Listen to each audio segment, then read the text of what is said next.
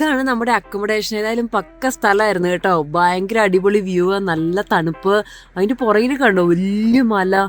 അതിന് മുകളിലാണ് ഇന്ന് നമ്മളെ ട്രക്കിങ്ങിന് നമ്മൾ ഇന്നലെ പോയത് കേട്ടോ. പിന്നെ ഇവിടെ നേരെ കാങ്കുരൂസ് ഒക്കെ ഉണ്ടായി, അടിപൊളിയായിരുന്നു. പിന്നെ എന്തേ നമ്മളിപ്പോൾ ഇവിടുന്ന് പോവാനിറങ്ങി. ഇപ്പൊ നമ്മുടെ വിക്ടോറിയ ട്രിപ്പിന്റെ 2ാമത്തെ ദിവസമാണിത്. ഇന്ന് നമുക്ക് ഡിഫറെന്റ് ആയിട്ടുള്ള പ്ലാൻസ് ഒക്കെയാണ്. ഇന്ന് നമ്മൾ കാണാൻ പോകുന്ന ബീച്ചൊക്കെയാണെന്നാണ് ഞാൻ വിചാരിക്കുന്നത്. മുത്തുട്ടാ റെഡി? കാലത്തെ പുറത്തിറങ്ങി മുടി ഇരുതാണ്. ഇവിടെ ഐസ്ക്രീം കഴിക്കാൻ വേണ്ടി നിർത്തിയതാണ്ടോ നമ്മളിവിടെ. അവിടെ ഒരു വലിയൊരു ഐസ്ക്രീം ഇതുണ്ട്. അപ്പോൾ ഈ ഹോൾസ് ക്യാപ്പിൽ ഒരു ഫേമസ് തിങ് ആണ് ഇവിടുത്തെ ഐസ്ക്രീം എന്ന് പറഞ്ഞത്. എന്തൊക്കെ ഉണ്ടെന്ന് നോക്കിയിട്ട് ഇഷ്ടപ്പെടുന്ന എന്തെങ്കിലുമൊക്കെ വാങ്ങിക്കാം. അതാണ് ഐസ്ക്രീമിൻ്റെ ഒരു കട.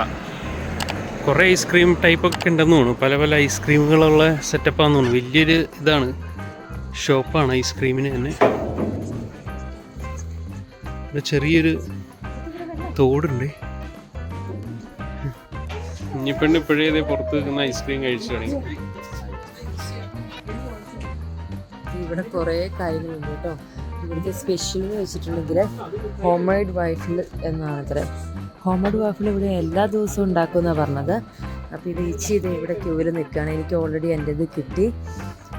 അവിടെ അവർ എടുത്തുകൊണ്ടിരിക്കുന്നുണ്ട്.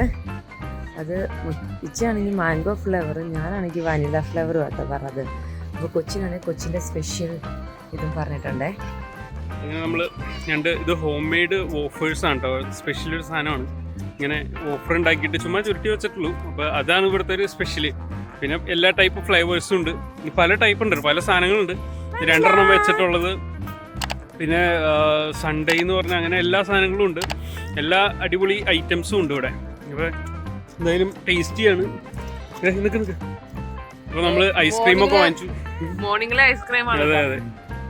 ഇനി പയ്യെ പോയിട്ട് നമുക്ക് അടുത്ത സ്ഥലത്ത് പോകണം. നമ്മളിങ്ങനെ പോയി 100-ൽ പറന്ന് വന്നുകൊണ്ടിരുന്നപ്പോ ഇതേ ഒരു ഓവർ സൈസ് വണ്ടി നമ്മുടെ മുന്നില്. അതാണെങ്കിൽ അങ്ങോട്ടുള്ള റോഡ് ഇങ്ങോട്ടുള്ള റോഡ് മൊത്തം എടുത്ത് നിറഞ്ഞ് കവിഞ്ഞങ്ങോട്ട് പയ്യെ പോവാട്ടോ. അപ്പോൾ ഗൈസ് നമ്മൾ പെട്ടു. നമ്മൾ അതിന്റെ പുറകിൽ പയ്യെ പോയിക്കൊണ്ടിരിക്കുകയാണ്. പാവം പുള്ളിക്കാരൻ ഇതേ കാട്ടിലും വീട്ടിലും ഒക്കെ കയറി നമ്മളെ കയറ്റി വിടാൻ വേണ്ടിയിട്ട് ട്രൈ ചെയ്യുന്നുണ്ട്. പുള്ളി ഇപ്പുറത്തെ സൈഡിലേക്കൊക്കെ ഇറക്കണുണ്ട്. ബട്ട് സ്റ്റിൽ നമുക്ക് സേഫ് ആയിട്ട് തോന്നുന്ന ഒരു സിറ്റുവേഷൻ, ഒരു വഴി കാണുമ്പോൾ മാത്രമേ. ആക്ച്വലി ഓപ്പോസിറ്റ് ഒരു വണ്ടി വരുന്നുണ്ടായിരുന്നു സുഹൃത്തുക്കളെ. അതാണ് ഇവിടെ സംഭവിച്ചത്. അവർ കയറിപ്പോയി. ഈ ഗ്യാപ്പിൽ നമുക്ക് ഓവർടേക്ക് ചെയ്യാൻ എന്തെങ്കിലും ഒരു ഓപ്ഷൻ ഉണ്ടോ? നമ്മളെ കയറ്റാൻ പുള്ളിക്ക് എന്തെങ്കിലും ഒരു പ്ലാൻ ഉണ്ടോ എന്നൊക്കെ നമ്മൾ ചിന്തിക്കേണ്ടിയിരിക്കുന്നു. ആക്ച്വലി നമുക്ക് കയറാൻ പറ്റി. കണ്ടോ, ഒരു വലിയ വണ്ടി. നമുക്ക് നമ്മുടെ മിറർ ക്യാമറയിൽ നോക്കാം. പുറകെ വന്ന ആളെ രക്ഷപ്പെട്ടു, അയാളെ കയറ്റി വിട്ടു. അപ്പൊ ശരി, നമുക്ക് കണ്ടിന്യൂ ചെയ്യാം. ഇവിടെയൊക്കെ ഫുള്ള് ഫാം ലാൻഡ് ആട്ടോ. ഇത് ഇങ്ങനെ അങ്ങ് കിടക്കുവാണ്. ടോയ് കിട്ടിയില്ലായിരുന്നു മുന്നേ. മുത്തൂറിന് അത് വെച്ച് പുറകിരുന്ന് കളിച്ചോണ്ടിരിക്കുവാണ്. അവിടെ 2 കാറ്റാടി യന്ത്രമുണ്ട്. മുത്തൂറിന് ഭയങ്കര കീൻ ഒബ്സർവേഷനാണ്. നമ്മളിങ്ങനെ സ്ട്രെയിറ്റ് അങ്ങ് പോവാണ്. നിറയെ മരങ്ങളൊക്കെ ആയിട്ട് നല്ല അടിപൊളി വഴിയാണ് കേട്ടോ. അയ്യോ, എത്ര കിളിയോ ചത്ത് കിടക്കണോ. അയ്യോ, പിടിക്കലേ, ഇടിച്ചു. പിന്നെ വല്ലതും ഉണ്ടോ? പിന്നിൽ പാടം എന്നൊക്കെ പറയില്ല.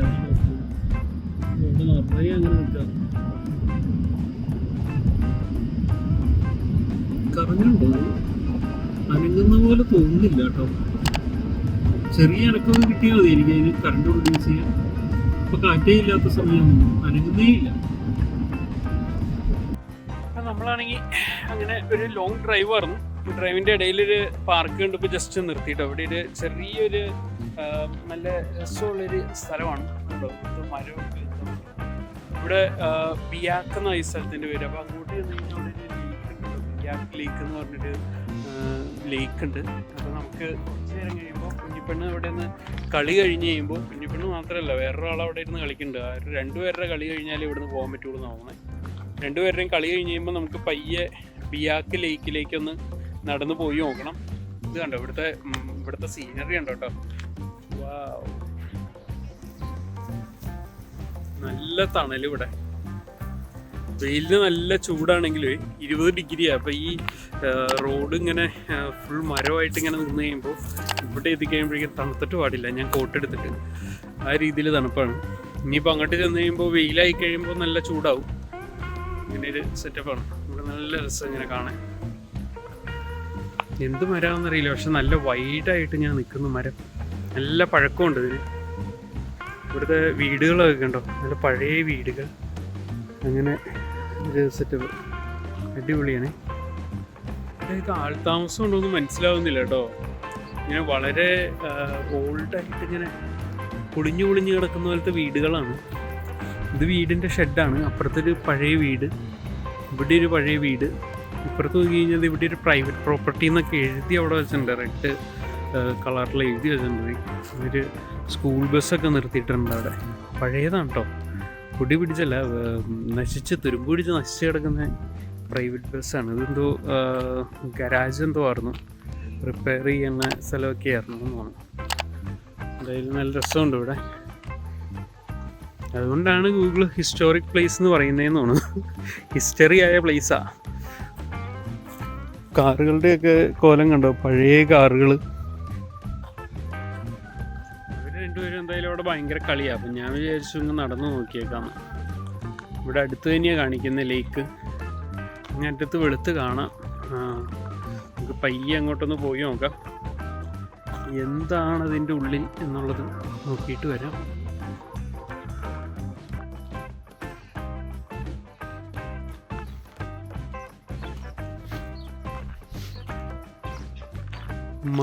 മരം വരെ പഴഞ്ചനാണെന്ന് തോന്നുന്നു. മരം വരെ ഭയങ്കര ഓൾഡായിട്ട് പായലൊക്കെ പിടിച്ചിരിക്കുന്ന മരങ്ങൾ.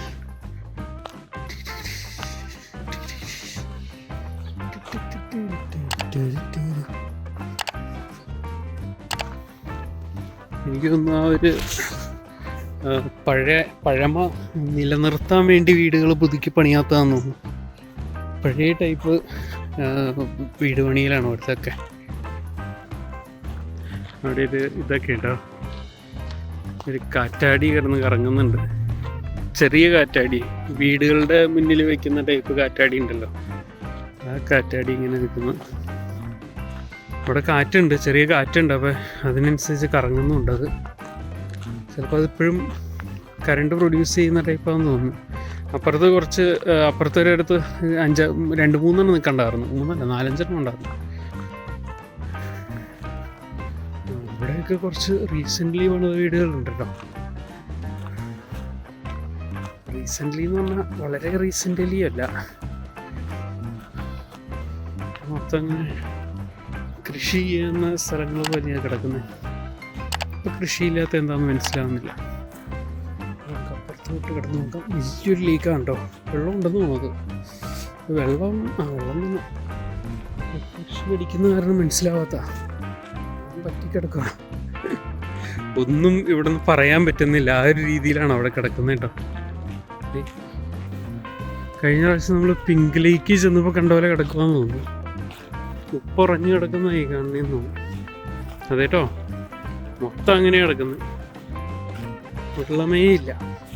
അയ്യോ, മണലാണോ ഉപ്പാണോ? ഇറങ്ങാൻ പറ്റിയൊരു സ്ഥലം കണ്ടില്ല. കാണുമ്പോൾ നമുക്ക് വയ്യ ഇറങ്ങിയാണ്. ഈ ഏരിയ ഫുള്ളിങ്ങനെ വെളുത്ത കിടക്കുന്നത്. ഉപ്പായിരിക്കും മിക്കവാറും. അതുകൊണ്ടാണ് ഇവിടുത്തെ വെള്ളം എടുത്ത് ഇവിടെ കൃഷി ചെയ്യാത്തതെന്ന് തോന്നുന്നു. ഇവിടെ ഇറങ്ങിപ്പോകുന്ന വഴികളൊന്നും സെറ്റ് ചെയ്തിട്ടില്ല കേട്ടോ. ഇതിൻ്റെ സൈഡിൽ കൂടെ ഇങ്ങനെ നടക്കാൻ വഴിയിട്ടിട്ടുണ്ട്. ഈ വഴി കയറി നടക്കാം. നേരത്തെ ചെല്ലുമ്പോഴെങ്കിലും ഇറങ്ങാൻ പറ്റുമെന്ന് നോക്കാം. അയ്യോ, ഇവിടെയൊക്കെ വെള്ളം ഉണ്ടായ സ്ഥലമായിരിക്കും. എന്ത് നല്ലേ.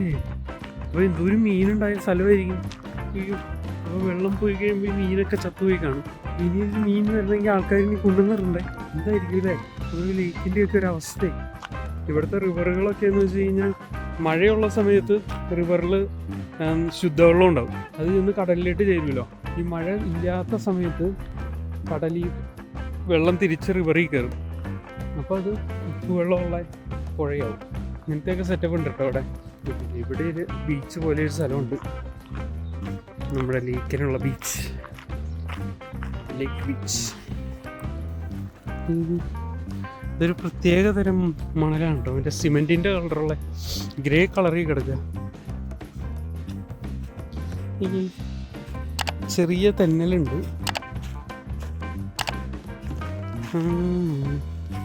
ആ ഉപ്പാണ് ഉപ്പാണ് ഉപ്പാണ് ഗ്രേ കളർ ഉപ്പ. വാവ്, നല്ല മണമുണ്ട്.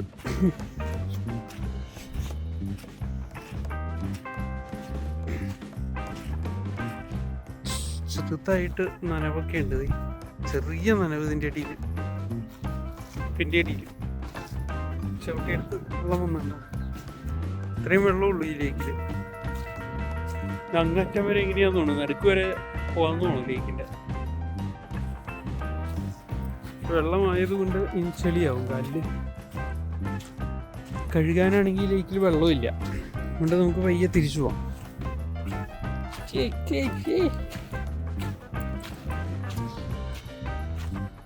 അങ്ങ് അറ്റത്തോട്ട് നോക്കി കഴിഞ്ഞാൽ വെള്ളമുള്ള പോലെ മിറാജ് കാണാൻ, വെയില് കാരണം. എന്നിട്ട് വെള്ളമില്ല എന്ന് തോന്നുന്നു. ഇവിടെയൊക്കെ മീനുണ്ടായിരുന്നെങ്കിൽ തന്നെ വെള്ളം പോയി കഴിഞ്ഞ് കഴിയുമ്പോൾ ഇവിടുത്തെ കിളികളൊക്കെ പിടിച്ച് തിന്നിട്ടുണ്ടാവും. എന്തായാലും നഷ്ടമൊന്നുമില്ല, ആരെങ്കിലും പിടിച്ച് തിന്നിട്ടുണ്ടാവും മീനുകളെ, അതുകൊണ്ട് കുഴപ്പമില്ല. ഇവിടെ അങ്ങനെ വലിയ പോപ്പുലേഷനുള്ളൊരു ഏരിയ ആയിട്ടും തോന്നുന്നില്ല. കുറച്ച് വീടുകളുണ്ട് കേട്ടോ ഇതിൻ്റെ അടുത്തടുത്ത്, അപ്പോൾ അവരൊക്കെ വന്ന് പിടിച്ച് കാണും.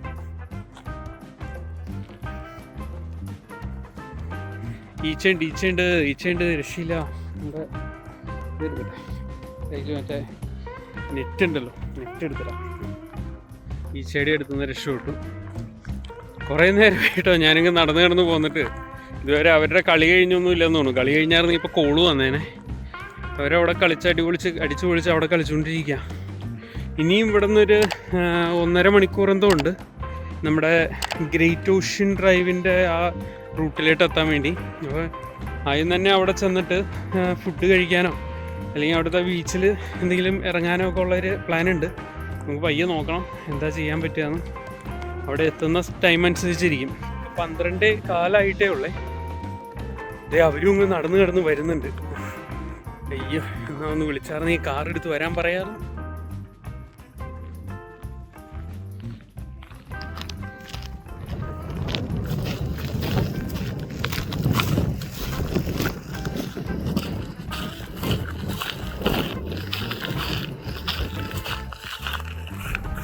ലേക്കിൽ വെള്ളമൊന്നും ഇല്ല കുഞ്ഞിപ്പെണ്ണേ, ലേക്കിൽ വെള്ളമില്ല. കുഞ്ഞിപ്പെണ്ണ് ഓടി വന്നു, എൻ്റെ നെറ്റും പൊക്കിക്കൊണ്ട് പോയിട്ടോ. മൊത്തം ഈച്ച എൻ്റെ തലയുടെ ചുറ്റും, രക്ഷയില്ല. ഇവിടെ നല്ല രസമുണ്ട്. ഈ സ്ഥലം മൊത്തം ഇങ്ങനെ നടക്കാൻ നല്ല അടിപൊളി സ്ഥലമാണ്. നല്ല കൂൾ സൂപ്പറായിട്ട് നല്ല ഒരു ഈ പറഞ്ഞ പോലെ ഹിസ്റ്റോറിക് ലുക്കായിട്ടൊക്കെ ഇങ്ങനെ ഇരിക്കുന്ന ഫുൾ ഏരിയ. പിന്നെ ലേക്കിൽ ചിലപ്പോൾ മഴയൊക്കെ ഉള്ള സമയത്ത് ഇച്ചിരി വെള്ളം പ്രതീക്ഷിക്കുന്നു. അപ്പം അറിയില്ല, ഇങ്ങനെയാണെന്നറിയില്ലല്ലോ. നമ്മൾ ഇനിയിപ്പോൾ മഴ സമയത്ത് ഇങ്ങോട്ട് വരാനും ചാൻസ് ഇല്ല. അപ്പോൾ എന്തായാലും ഇനി ഇവിടുന്ന് പയ്യെ തൊട്ടപ്പുറത്തൊരു ടോയ്ലറ്റ് ഉണ്ട്, അതൊക്കെ യൂസ് ചെയ്ത് പറ്റുവാണെങ്കിൽ ഒരു കുപ്പി വെള്ളമൊക്കെ വാങ്ങിച്ചിട്ട് നമ്മൾ പയ്യെ അടുത്ത റോഡ് ട്രിപ്പിലേക്ക് അങ്ങ് തുടങ്ങുകയാണ്. 1.5 മണിക്കൂറുണ്ട്. അങ്ങനെ നമുക്ക് ഇനി അടുത്ത ഡെസ്റ്റിനേഷനിൽ പയ്യെ കാണാം. അവിടെ ഫുള്ള് പശുക്കളാണ് കേട്ടോ. എന്തോ ഒരു ഫാമാന്ന് തോന്നേ. അയ്യോ, 1000കണക്കിന് പശുക്കളായിരുന്നു അവിടെ. നല്ല രസമുണ്ടായിരുന്നു കാണാൻ വേണ്ടിട്ട്. ഇങ്ങോട്ട് പോകുമ്പോഴത്തേക്ക് ഇവിടെ ഒരു ലേക്ക് സെറ്റപ്പ് ആണ് കേട്ടോ.